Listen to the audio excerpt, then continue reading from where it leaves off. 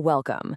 Have you ever wondered how a huge, ambitious company vision, the kind you see on a plaque in the lobby, actually turns into what people do every single day?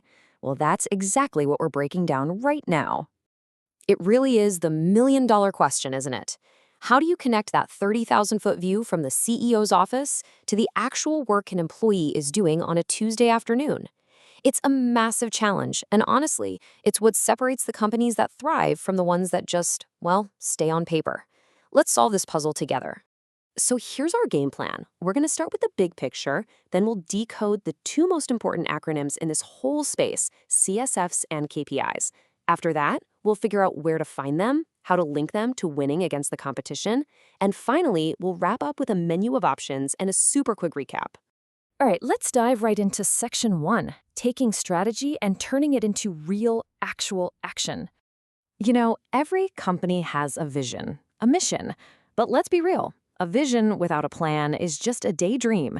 The bridge that connects that high-level strategy to the day-to-day reality, the actual work getting done, is a rock-solid performance measurement system. It's the thing that makes the vision come alive. So, how do we actually build that bridge? We do it with two absolutely essential tools. In this section, we're going to decode CSFs and KPIs. Think of them as the what and the how of great performance. First up, we have the critical success factor, or CSF. The easiest way to think about a CSF is this. It's one of the few, absolutely vital things your organization has to get right to win. It answers the simple question, what do we need to be amazing at to hit our goals? Let's make this super practical. Imagine you're in charge of an IT department. The whole system goes down, a major outage. For your team, a huge critical success factor would be restoring normal service quickly after an outage. That's the what. It's the critical thing you absolutely have to nail. But here's the thing. How do you know if you're actually doing it well? That is where the key performance indicator, or KPI, walks in. If the CSF is the what, the KPI is the how. It's the specific number you track to see if you're making progress. So let's jump back to our IT departments. Their CSF, their what, is restoring service quickly. So a perfect KPI would be something like average turnaround time. You can actually measure that. And you can give it a target, like, hey team, we need to get systems back online in under 4 hours. See that connection? The CSF is the goal. The KPI is the proof.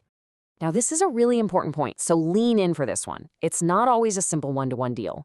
A single critical success factor can, and very often should, have more than one KPI attached to it.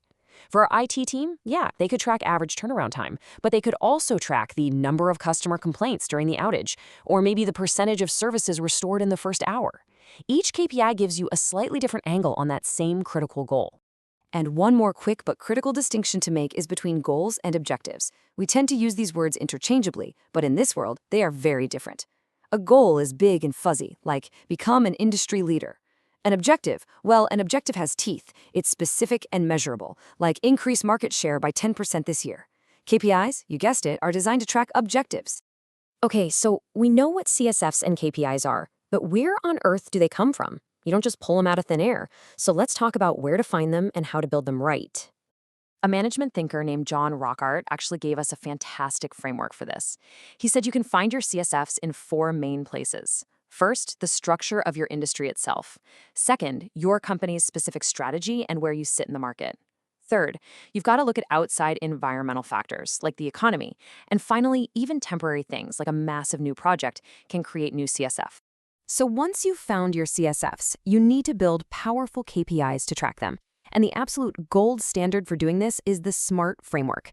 Your KPI has to be specific, measurable, achievable, relevant to your bigger goals, and time-bound, meaning it has a deadline.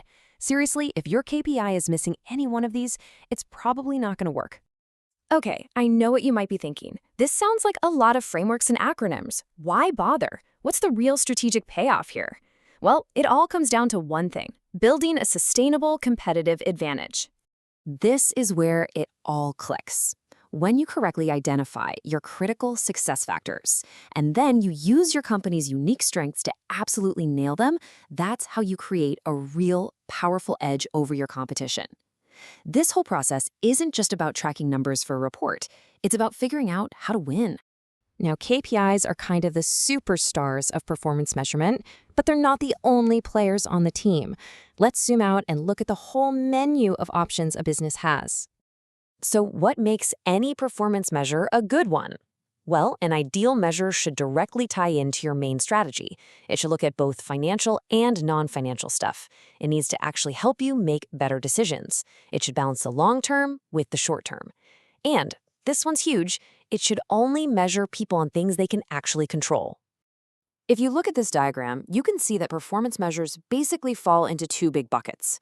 Over on one side, you've got your purely financial indicators. These are the classics like gross profit, return on investment, that kind of thing. But on the other side, you've got these blended tools. These are frameworks like the balanced scorecard or the triple bottom line, and they're so powerful because they mix financial numbers with critical non-financial things like customer happiness or innovation.